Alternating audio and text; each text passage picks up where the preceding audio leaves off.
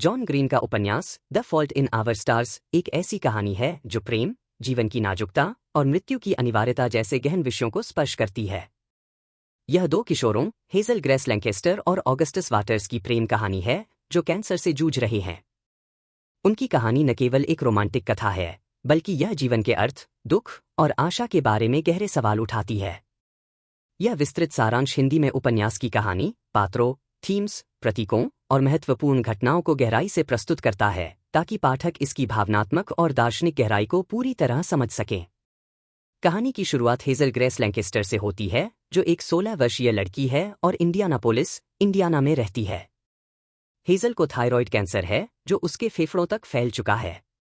इस बीमारी के कारण उसे सांस लेने में कठिनाई होती है और वह हमेशा एक ऑक्सीजन टैंक के साथ चलती है जिसे वह एक छोटे से गाड़ी में खींचती है। उसका जीवन एकरस और उदास है। वह स्कूल नहीं जा पाती, दोस्तों से कट चुकी है और ज्यादातर समय घर पर किताबें पढ़ने या टीवी शो देखने में बिताती है। हेजल की पसंदीदा किताब है एन इंपीरियल अफ्लिक्शन, जिसे पीटर वैन हाउटन ने लिखा है। यह किताब एक कैंसर पीड़ित लड़की, अन्ना, की कहानी है और हेजल को इसकी कहानी से गहरा लगाव है। लेकिन किताब का अंत अधूरा है, जो हेजल को बहुत परेशान करता है। वह बार बार इस किताब को पढ़ती है और इसके पात्रों और कहानी के अंत के बारे में सोचती रहती है। यह किताब हेजल के लिए सिर्फ एक कहानी नहीं, बल्कि उसकी अपनी जिंदगी और डर का प्रतिबिंब है। हेजल की माँ, फ्रैनी, उसकी मानसिक और सामाजिक स्थिति को लेकर चिंतित रहती है। वह चाहती है कि हेजल सामान्य किशोरों की तरह जीवन जिए, दोस्त बनाए और घर से बाहर निकले। इसीलिए वह हेजल को एक कैंसर सपोर्ट ग्रुप में भेजती है, जो एक स्थानीय चर्च के बेसमेंट में आयोजित होता है। हेजल को यह ग्रुप बेकार और नाटकीय लगता है, लेकिन वह अपनी माँ को खुश करने के लिए वहां जाती है। सपोर्ट ग्रुप में हेजल की मुलाकात ऑगस्टस वाटर्स या गस से होती है। ऑगस्टस 17 वर्ष का एक आकर्षक और आत्मविश्वास से भरा लड़का है, जो पहले ऑस्टियोसार्कोमा, हड्डी का कैंसर, से जूझ चुका है। उसकी बीमारी के इलाज के दौरान उसका एक पैर काटना पड़ा और अब वह प्रोस्थेटिक पैर के साथ चलता है। ऑगस्टस रिमिशन, बीमारी से मुक्ति, की स्थिति में है और वह अपने दोस्त आइजक के समर्थन में ग्रुप में आया है।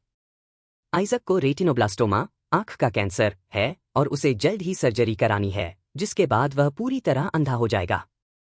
ऑगस्टस की जीवंतता और हास्यबोध हेजल को तुरंत आकर्षित करता है। वह उसकी ओर देखकर मुस्कुराता है और हेजल को उसका आत्मविश्वास और मजाकिया अंदाज थोड़ा असहज लेकिन आकर्षक लगता है। ग्रुप सेशन के बाद ऑगस्टस हेजल से बात करने के लिए रुकता है। उनकी बातचीत जल्द ही गहरी और व्यक्तिगत हो जाती है। ऑगस्टस हेजल को अपने घर आमंत्रित करता है, जहां वे एक दूसरे के बारे में और जानते हैं। हेजल उसे एन इंपीरियल अफ्लिक्शन के बारे में बताती है और ऑगस्टस उसे पढ़ने का वादा करता है। हेजल और ऑगस्टस की दोस्ती जल्दी ही गहरी हो जाती है। ऑगस्टस की सकारात्मकता और जीवन के प्रति उत्साह हेजल को प्रभावित करता है। वह उसकी बीमारी को हल्के में लेने की कला और उसके मजाकिया अंदाज से आश्चर्यचकित होती है। ऑगस्टस इन इंपीरियल अफ्लिक्शन पढ़ता है और हेजल की तरह उसे भी इसका अधूरा अंत परेशान करता है। दोनों किताब के लेखक पीटर वैन हाउटन से संपर्क करने का फैसला करते हैं, जो अब एम्स्टर्डम, नीदरलैंड्स में रहता है। वे उसे ईमेल लिखते हैं और आश्चर्यजनक रूप से वैन हाउटन जवाब देता है। हालांकि वह किताब के अंत के बारे में कोई स्पष्ट जवाब नहीं देता और कहता है कि वह इस बारे में केवल व्यक्तिगत रूप से बात करेगा। इस बीच हेजल और ऑगस्टस एक दूसरे के साथ अधिक समय बिताने लगते हैं। वे एक दूसरे के घर जाते हैं, फिल्में देखते हैं और गहरी बातें करते हैं। ऑगस्टस हेजल को बताता है कि वह हमेशा कुछ बड़ा और यादगार करना चाहता है, ताकि उसकी मृत्यु के बाद लोग उसे याद रखें। हेजल, दूसरी ओर, मानती है कि जीवन के छोटे छोटे पल भी उतने ही महत्वपूर्ण हैं। उनकी ये अलग अलग सोच उनके रिश्ते को और रोचक बनाती है। ऑगस्टस, जो मेक ए विश फाउंडेशन से मिली अपनी विश का उपयोग नहीं करना चाहता था, हेजल को एम्स्टर्डम ले जाने का फैसला करता है ताकि वे वैन हाउटन से मिल सके। हेजल शुरू में हिचकिचाती है क्योंकि उसकी सेहत ठीक नहीं है। उसे डर है कि उसकी बीमारी यात्रा के दौरान बिगड़ सकती है और वह ऑगस्टस के सपनों में बाधा नहीं बनना चाहती। लेकिन ऑगस्टस का उत्साह और उसकी माँ की अनुमति के बाद हेजल तैयार हो जाती है। हेजल की माँ, फ्रैनी, भी उनके साथ यात्रा करती है ताकि हेजल की देखभाल हो सके। एम्स्टर्डम की यात्रा हेजल और ऑगस्टस के रिश्ते का एक महत्वपूर्ण हिस्सा बन जाती है। वहां वे एक रोमांटिक डिनर करते हैं, जो एक चैरिटी द्वारा प्रायोजित है।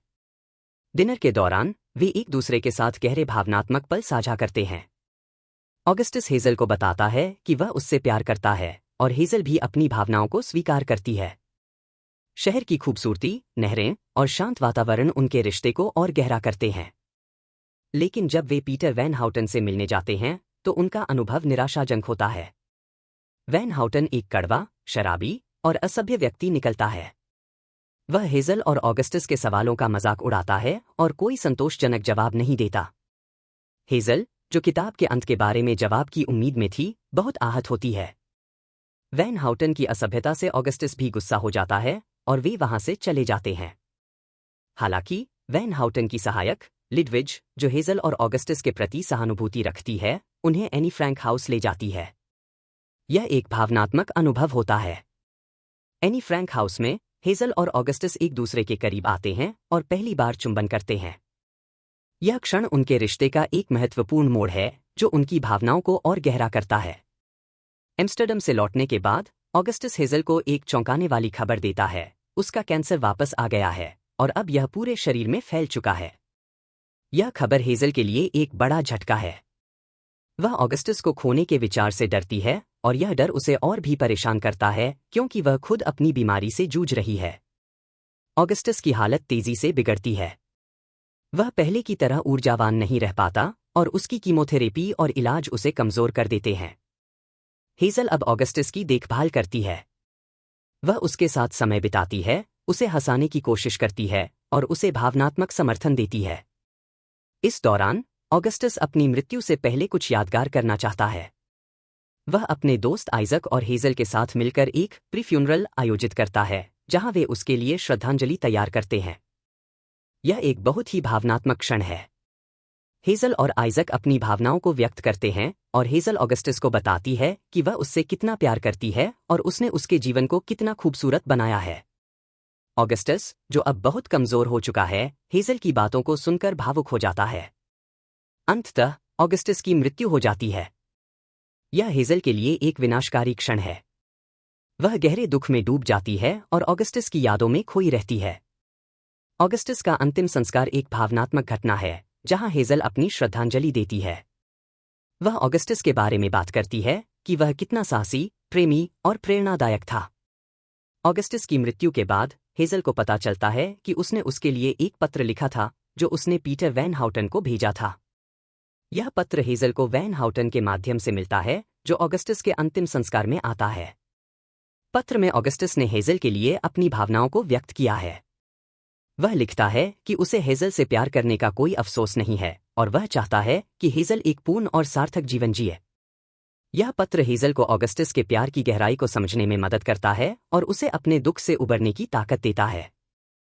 उपन्यास का केंद्रीय थीम प्रेम और उसकी अनंत प्रकृति है। हेज़ल और ऑगस्टस का प्रेम, उनकी बीमारी और मृत्यु की छाया के बावजूद, गहरा और शुद्ध है। ऑगस्टस का कथन, कुछ अनंत दूसरों से बड़े होते हैं, उनके प्रेम की गहराई को दर्शाता है। उनका प्रेम समय और परिस्थितियों की सीमाओं से परे है। उपन्यास यह दिखाता है कि प्रेम छोटे पलों में भी अनंत हो सकता है। मृत्यु इस उपन्यास का एक अपरिहार्य हिस्सा है। हेज़ल और ऑगस्टस दोनों अपनी बीमारी के कारण मृत्यु की छाया में जीते हैं। उपन्यास यह दिखाता है कि मृत्यु को स्वीकार करना और उसके साथ जीना कितना मुश्किल, फिर भी संभव है। हेज़ल शुरू में मृत्यु से डरती है और खुद को ग्रेनेड, एक ऐसा व्यक्ति जो अपने आसपास के लोगों को नुकसान पहुंचाएगा, मानती है। लेकिन ऑगस्टस के साथ समय बिताने के बाद वह जीवन के छोटे छोटे पलों की कीमत समझती है। हेज़ल, ऑगस्टस और आइजक की दोस्ती उपन्यास का एक महत्वपूर्ण हिस्सा है। वे एक दूसरे के लिए भावनात्मक समर्थन का स्रोत बनते हैं। आइजक, जो अपनी प्रेमिका मोनिका से अलग हो जाता है और अपनी आंखें खो देता है, हेज़ल और ऑगस्टस के साथ अपने दुख साझा करता है। यह दोस्ती दिखाती है कि कठिन समय में दूसरों का साथ कितना महत्वपूर्ण होता है। एन इम्पीरियल अफ्लिक्शन हेज़ल के लिए सिर्फ एक किताब नहीं, बल्कि उसकी जिंदगी का एक हिस्सा है। यह किताब उसके दुख, डर और उम्मीदों को दर्शाती है। हेज़ल और ऑगस्टस की किताब के लेखक से मिलने की इच्छा दिखाती है कि साहित्य कैसे लोगों के जीवन को प्रभावित करता है और उन्हें जवाब ढूंढने के लिए प्रेरित करता है। हालांकि वैन हाउटन का निराशाजनक व्यक्तित्व यह भी दिखाता है कि कला के पीछे के लोग हमेशा वैसा नहीं होते जैसा हम कल्पना करते हैं। प्रतीक, सिगरेट।